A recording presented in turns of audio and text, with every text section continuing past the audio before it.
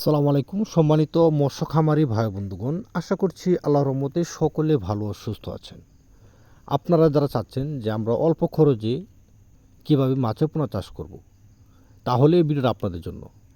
আপনারা যারা অল্প খরচে এই শীতকালের জন্য ঝুঁকিমুক্ত পাঙ্গাস মাছের পোনা চাষ করতে পারেন, অরিজিনাল থাই জাতের পাঙ্গাস মাছের পোনা এই শীতকালে আপনারা চাষ করে লাভবান হতে পারবেন। কারণ এই মাছগুলো আমাদের কাছ থেকে পাচ্ছেন আপনারা 3 ইঞ্চি 4 ইঞ্চি, অর্থাৎ আপনারা চাইলে 15টা 20টা 50টা 8টা 10টা কেজি আমাদের কাছ থেকে থাই জাতের পাঙ্গাস মাছের পোনা ক্রয় করতে পারেন। সম্মানিত প্রয়াস, এই মাছগুলোকে আপনারা চাইলে মুরগির মল, হাঁসের মল বা আপনারা অন্যান্য খাবার দিয়েও থাই জাতের পাঙ্গাস মাছের পোনা চাষ করতে পারবেন। এই মাছগুলিকে যদি আপনারা একটা মাছকে যদি আপনারা 2 থেকে 2.5 কেজি ওজন বানাতে চান, তাহলে আপনার অবশ্যই একটি কথা মনে রাখতে হবে, আপনাদের পুকুরে যদি একটা মাছের ওজন 2.5 থেকে 3 কেজি হয়, তাহলে প্রত্যেকটা মাছ আপনার 3 কেজি খাবার খেয়েই 3 কেজি ওজন হয়ে যেতে পারে।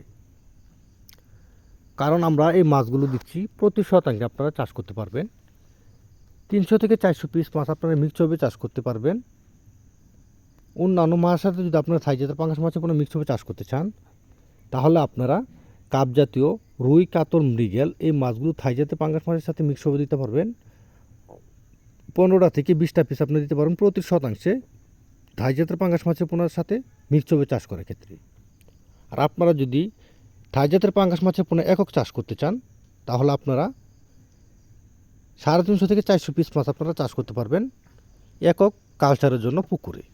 তাহলে আর দেরি কিসের, এখনই মনির মৎস্য খামার থেকে আপনারা থাই জাতের পোনা পাঙ্গাস মাছ আপনারা সংগ্রহ করুন। যদি আমাদের এই ভিডিও আপনাদের কাছে ভালো লেগে থাকে বা অন্যান্য ভিডিও পাওয়ার আগে অবশ্যই চ্যানেলটি সাবস্ক্রাইব করে রাখবেন, লাইক করবেন। সকলকে ধন্যবাদ। আসসালামু আলাইকুম রহমতুল্লাহ।